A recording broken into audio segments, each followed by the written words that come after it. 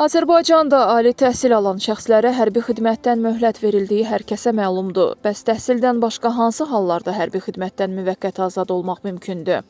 Mövzu ilə bağlı mətbuata danışan Səfərbərlik və hərbi xidmətə çağırış üzrə Dövlət Xidmətinin mətbuat katibi Pərviz Sədrəddinov bildirib ki, Azərbaycan qanunvericiliyi vətəndaşlara yalnız 3 əsas səbəbə görə müddətli həqiqi hərbi xidmətdən möhlət hüququ tanıyır.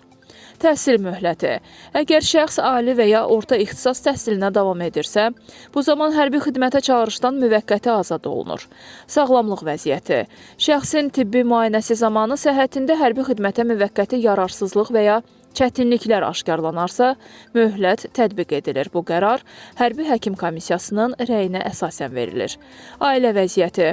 Əgər vətəndaş ailədə yeganə baxıcıdırsa və ya ailə vəziyyəti ilə əlaqədar, hərbi xidmətə getməsi real deyil.